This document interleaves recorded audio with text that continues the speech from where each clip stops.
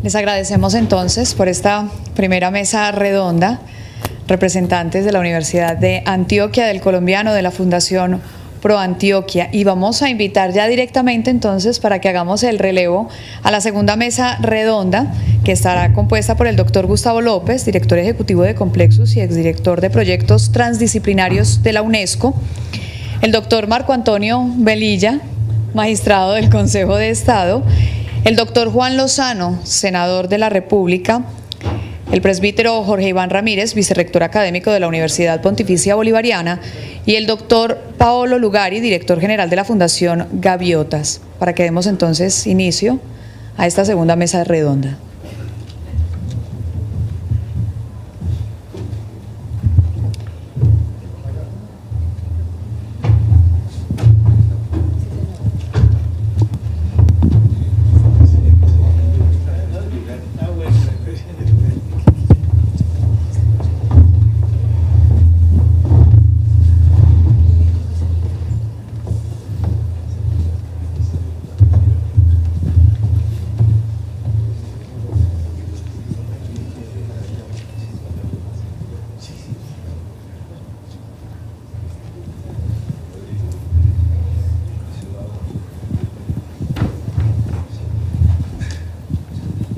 Bueno, a continuación vamos a comenzar esta mesa redonda sobre la aproximación disciplinaria y la defensa de lo público. Para ese efecto, pues contamos con esta mesa de lujo, por supuesto con excepción de lo presente, pero queremos precisamente a partir de las diferentes disciplinas empezar a estudiar y establecer cómo se puede inseminar, cómo se puede diseminar, cómo se puede socializar esta estructura de valores, bien desde una ética escolástica, que por supuesto también se nutre de otras éticas exteriores, bien de la autoética, pero también de una retroalimentación, de un círculo virtuoso en bucle entre lo que es la autoética y otras clases de ética. Yo creo que en la medida en que vamos precisamente abriéndonos y vamos teniendo esa apertura, nosotros vamos a lograr precisamente lo que decía el doctor Juan Sebastián Betancourt, y es una sociedad que desde las disciplinas, que desde los distintos sectores construya un sistema inmunológico de defensa de lo público. Eso es probable. Las personas que, por ejemplo, nos han acompañado esta mañana, y por ejemplo el senador Juan Lozano, siempre nos hemos encontrado a partir de lo mismo. Siempre nos hemos encontrado defendiendo las mismas causas, los mismos intereses, independientemente inclusive de cuál sea la ideología, porque la defensa de lo público no debe tener un unanimismo ni sencillamente una unidad total. La defensa de lo público es un propósito donde cabe lo plural, donde existen personas de diferentes formas de ver las cosas y donde necesariamente nos encontramos todos. La defensa de lo público somos nosotros mismos, somos el todo que está conformado por partes, y precisamente ese ciudadano es que nosotros pretendemos de alguna manera tocar, es el que queremos tocar a partir de cualquier clase de disciplina. En este caso, hagamos simplemente un ejemplo y comencemos precisamente por un hombre que ha hecho una carrera desde el punto de vista de los medios de comunicación, del medio ambiente, que quizás es uno de los grandes bienes colectivos y precisamente de los más amenazados, de aquellos que recibe y que en un momento dado comporta más nociones, porque precisamente comenzó simplemente como una aproximación ecológica y posteriormente inclusive habló y se planteó desde el punto de vista también paisajístico de la calidad de vida, más allá de lo cuantitativo, lo que es lo cualitativo. Y precisamente las grandes nociones de la defensa de lo público parten de la calidad de vida más que del nivel de vida. Y esa calidad de vida implica precisamente la relación nuestra con nuestro entorno y, por supuesto, con esta defensa de los bienes públicos, entre ellos los que a veces cojean, pero llegan, como decía el doctor Juan Sebastián, que son la justicia. En la medida en que nosotros nos construyamos mejor como personas, también, por supuesto, como lo decía Alberto, vamos a construir mejor justicia. Y esta universidad, por ejemplo, de la cual yo formo parte, ha venido creando una conciencia en ese aspecto y una aproximación a los valores que, por supuesto, aquí estamos precisamente compartiendo con ustedes. El senador Juan Lozano se aproxima al tema de la política. Nadie mejor que él por padre Jorge Iván. Señor vicerrector, bienvenido a su casa y a la mesa, por favor. Señor vicerrector, el padre Jorge Iván Ramírez.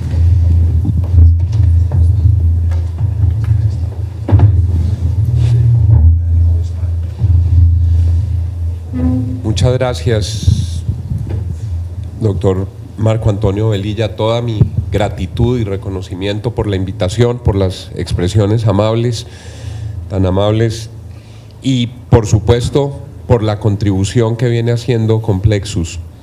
con el liderazgo de quienes tuvieron a bien constituirlo para poner en primera fila de la agenda pública estas reflexiones que requieren interacción de los distintos estamentos de la sociedad, que requieren de un pensamiento más profundo frente a lo que cotidianamente recibimos en el bombardeo de información, pero que por supuesto nos ponen en la ruta de lo que es más esencial si queremos salvaguardar los valores tutelares en nuestro país. Todo mi reconocimiento, doctor Velilla, y mi gratitud, mi saludo a los expositores, al doctor Gustavo López, al doctor Pablo Lugar y al señor vicerrector, al doctor Juan Sebastián, al profesor Reynolds y a todos los asistentes. Cuando recibí la invitación del doctor Marco Antonio Velilla, pensé, y excúsenme por un momento que me refiera casi testimonialmente a las primeras reflexiones que vinieron a mi mente. Yo, hasta antes de ser senador,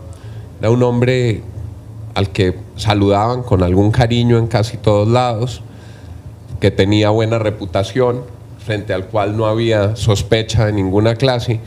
y entendí el cambio drástico que tiene el estereotipo de la política cuando fui a la reunión de mis compañeros de colegio, cuando cumplimos 30 años de graduados el año pasado. Me dice uno de mis compañeros: oiga, Lozano, ¿qué pasó? Si usted era un tipo tan juicioso en el colegio, no se copió en ningún examen, no se robó un tajalápiz, usted no hizo nada indebido en el colegio, no lo echaron, no le pusieron detenciones, ¿por qué le dio por ser senador? ¿A qué hora se nos torció, Lozano? Le decía, eso es precisamente parte de lo que tiene que motivarnos a una reflexión sobre la recuperación de la política como un instrumento de defensa de lo público y del interés colectivo. ¿Por qué hacemos política? Porque tenemos en el fondo del corazón la convicción de que si logramos que los ciudadanos nos empoderen con su voto para entregarnos una representación, vamos a ser capaces de definir unas instituciones que permitan que la sociedad esté mejor. Eso es lo que hace hermosa la política, eso es lo que la hace grande. Cuando uno piensa que si logra, mediante el planteamiento de unas tesis y de unas ideas, obtener la confianza ciudadana para llegar al espacio desde el cual, como lo decía el doctor Juan Sebastián Betancourt, se toman las decisiones que trazan el rumbo de la sociedad, la política es absolutamente fascinante y hermosa y maravillosa. Y la degradación de la política comienza cuando la sociedad en su conjunto, por abusos, desviaciones, por errores, por delitos que se cometen desde la política, empieza a convertirla en un gueto que le pertenece solo a los políticos. Este tema a mí no me gusta, este tema dejémoselo más bien a los políticos. Yo he sido profesor universitario muchos años y me angustia cuando le pregunto a mis estudiantes, ¿ustedes qué piensan de su vida y muchos me responden en relación con la política con prevención y con desapego. Cuando pensamos en las instancias de decisión, las instancias de decisión deben estar integradas por ciudadanos virtuosos que tengan la capacidad de privilegiar en toda deliberación y en todo debate el bien público, el bien colectivo, el interés de la ciudadanía en su conjunto. Y cuando la gente con ánimo de servir, con ánimo de hacer país, con ánimo de construir, toma una distancia y una prevención frente a la política, empezamos en un círculo perverso de degradación que termina aislando la política del querer de los ciudadanos. Por eso, en el momento crucial de la toma de una decisión, yo hago siempre la invitación a la gente buena de este país a que, en la medida de sus posibilidades, tome la decisión de asumir una representación de su colectivo para poder defender los intereses superiores de ese colectivo.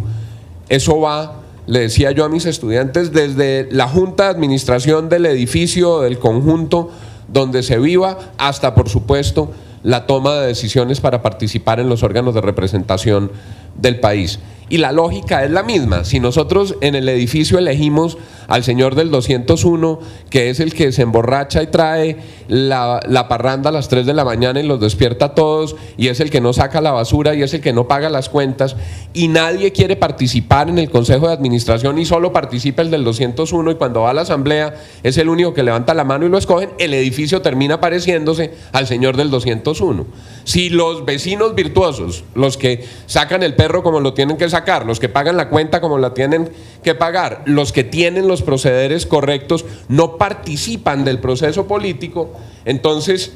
entregamos el bien de todos en función de quienes no tienen los estándares para hacerlo. Si los logramos convencer y todos son los virtuosos del edificio en el consejo de administración, el edificio funcionará bien y la calidad de todos será mucho mejor. Y eso es un poco lo que está en juego en este proceso. ¿Dónde va la sociedad colombiana en este tema? Nosotros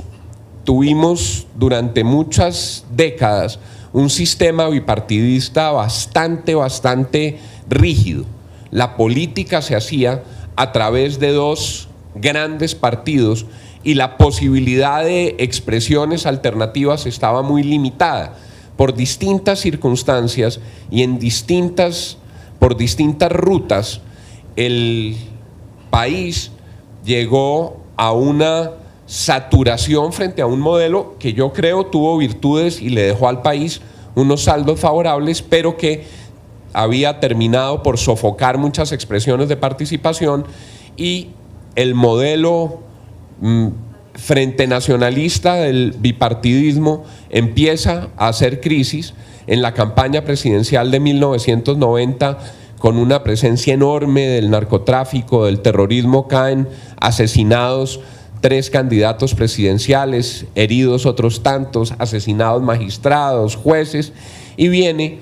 en 1990 la aprobación de la 7ª papeleta que condujo a la expedición de la nueva Constitución en 1991. Esa Constitución, entre muchos otros efectos en distintos campos, generó en materia política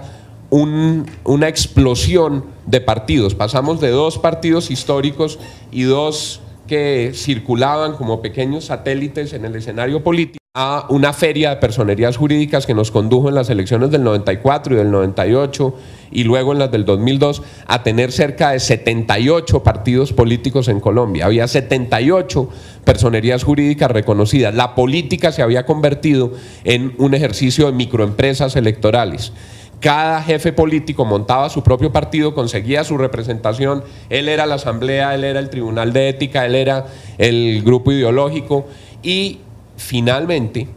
se habían perdido los grandes criterios de aglutinación, que es de lo que se trata también en una democracia, la búsqueda de la deliberación política, identificar unas banderas y unas causas que expliquen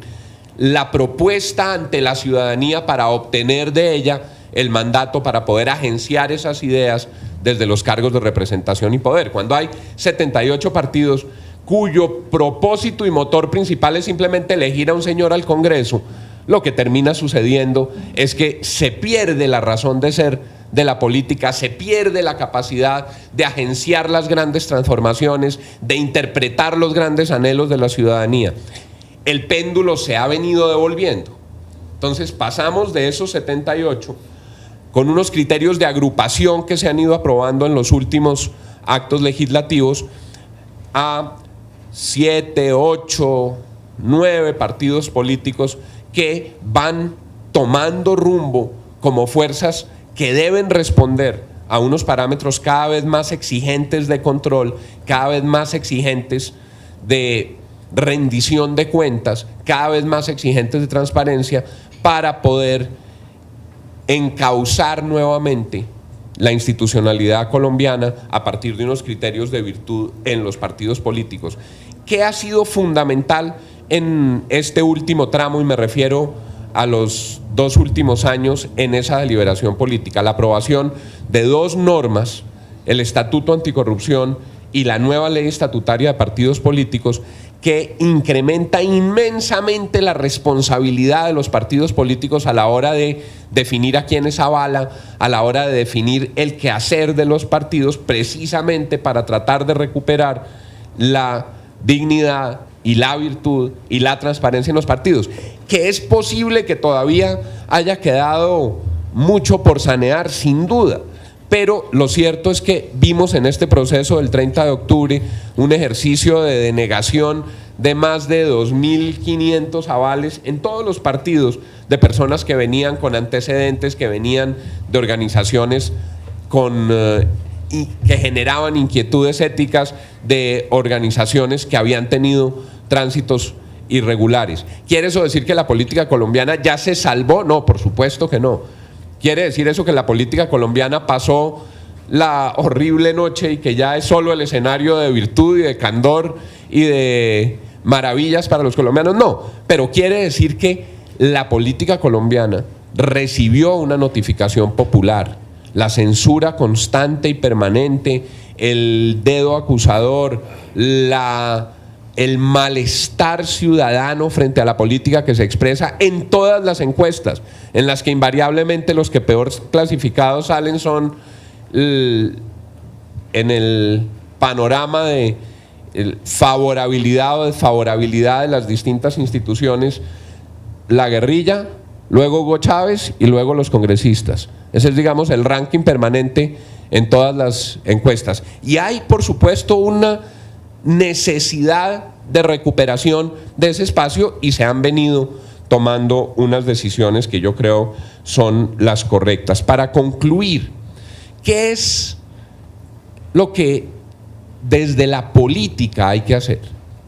En mi sentir, y tiene por supuesto un sesgo personal, pero nosotros debemos hacer una verificación esencial de conciencia frente a cada gran discusión, frente a cada gran decisión. ¿Qué es lo que más conviene a la ciudadanía? Independientemente si eso es lo que más votos reporta, lo que más aplausos genera, si eso es lo más popular en un determinado momento. Y el ejemplo del editor del Colombiano frente a la Alborada es fantástico para ilustrar esa pregunta. Es una verificación de conciencia que tiene que hacer un dirigente político. ¿Dónde me necesita mi país en esta decisión? Puedo ganar, puedo perder, pero en el momento en el que asumo y me asumo como un dirigente político, tengo que estar dispuesto a que con mi respuesta aplico la fuerza política que me han dado a tratar de convencer al colectivo, tratar de organizar la mayoría y tratar de sacar adelante esa postura en bien de la ciudadanía que represento. ¿Cómo se defiende lo público desde la política? Así, poniéndole el filtro, haciendo la pregunta, haciendo la verificación, corriendo la lista de chequeo sobre dónde está comprometido el bienestar de la ciudadanía, para que con mi accionar pueda yo avanzar hacia ese camino que considero que es correcto. ¿Y dónde se expresará la política en toda su majestad? Cuando todas las personas hagan ese chequeo y con su respuesta interpretando esos llamados éticos, entren en el escenario colectivo, en el escenario ciudadano, a enfrentar con altura, con profundidad, esas distintas visiones y esas distintas versiones. Y ahí se teje y se construye la democracia. Cuando quienes tienen una postura y otra y otra y otra, respondiéndole con toda la honradez a sus convicciones, entran al debate público en esa deliberación y la sociedad tiene la posibilidad de escuchar, valorar, entender y decidir cuál es la ruta que quieren seguir. Si lo pongo solo en la caricatura de las izquierdas y las derechas, que por supuesto académicamente dejaría mucho que desear, pero si tuviéramos solo dos actores frente a cualquier tema, repito, la caricaturización de las izquierdas y las derechas, y los que tienen una convicción, la estudian, la procesan, la articulan, la presentan y la defienden ante la sociedad, y los otros hacen lo propio, ahí habrá una democracia pura en la que se pueda tomar la decisión, en la que cada uno de los sectores, con plena garantía frente al respeto de las ideas de los demás, presenta su propuesta y lo hace con la limpieza de corazón, con la honradez de criterio, con la honradez de carácter de estar defendiendo lo que considera que es mejor para el colectivo. De esa manera, pienso yo que la política se recupera como instrumento por excelencia de la defensa de lo público. Muchas gracias, doctor Velilla, muchas gracias a ustedes por la atención. Gracias, doctor Lozano, por esta bella oración, desde el punto de vista, por recordarnos lo que es el arte de la política, la creatividad, la recursividad que necesita, y porque nos hace confiar en que exista una política de humanidad y una política de civilización, como lo pregona uno de los fundadores de la corporación Complexus, que es Edgar Morán. Yo quisiera cederle la palabra al señor vicerrector de la universidad, padre Jorge Iván Ramírez.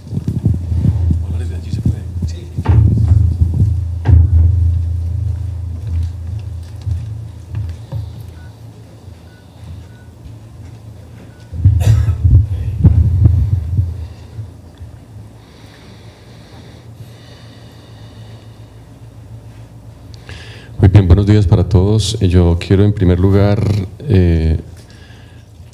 pues en nombre de esta comunidad universitaria, darles la bienvenida a este campus de Los Laureles.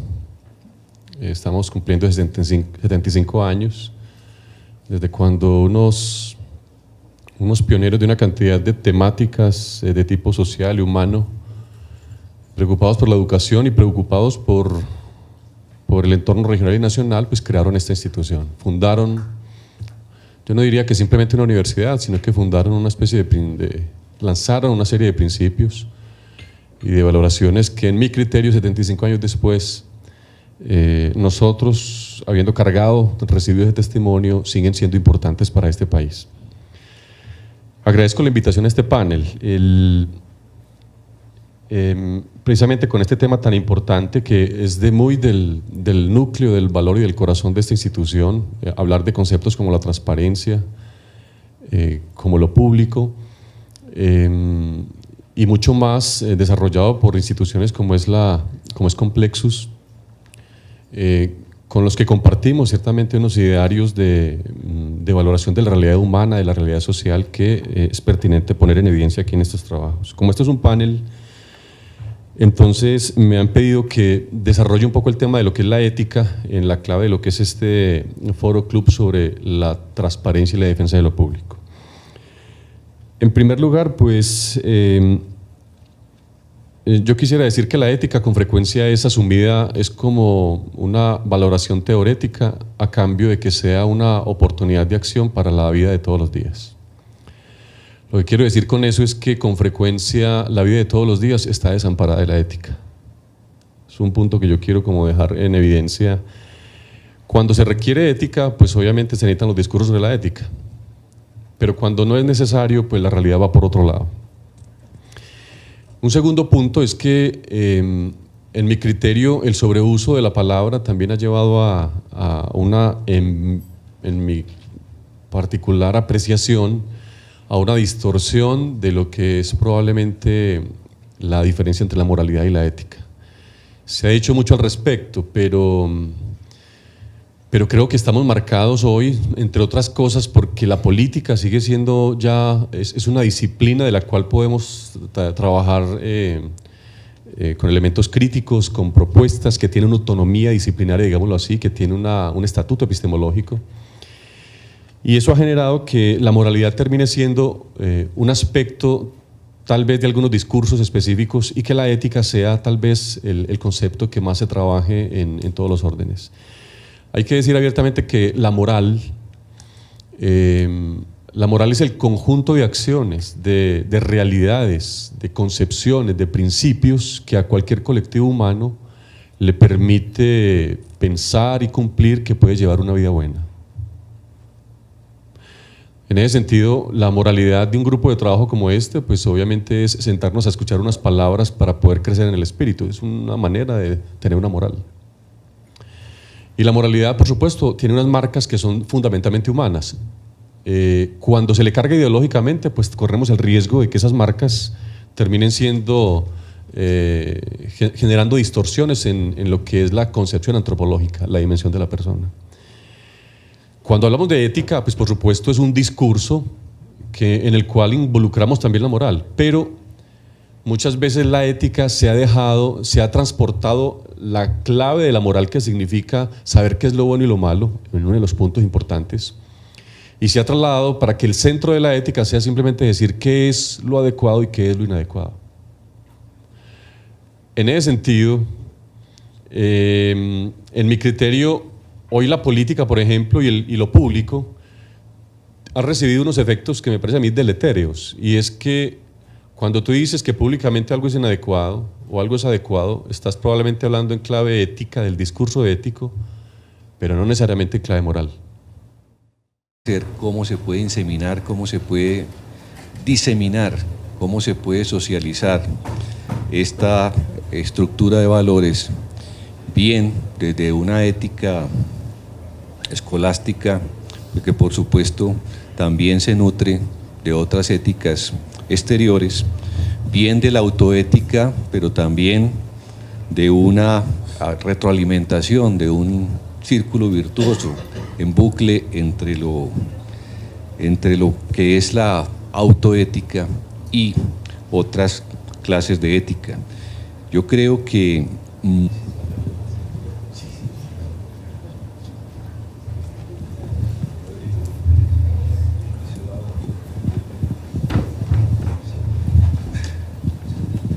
bueno, a continuación vamos a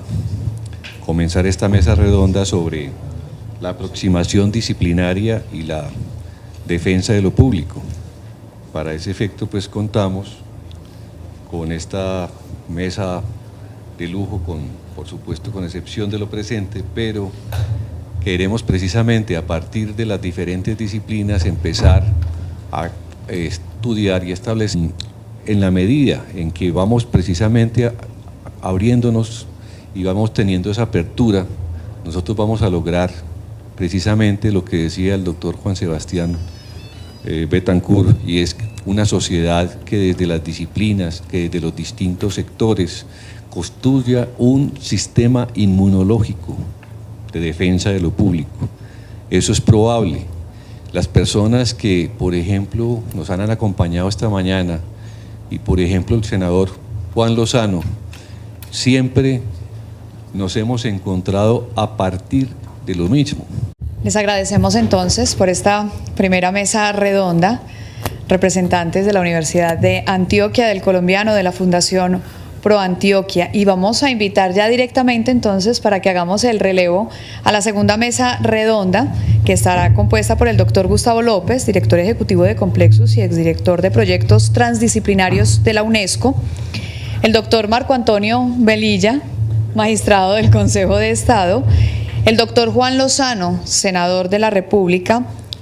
el presbítero Jorge Iván Ramírez, vicerrector académico de la Universidad Pontificia Bolivariana, y el doctor Paolo Lugari, director general de la Fundación Gaviotas, para que demos entonces inicio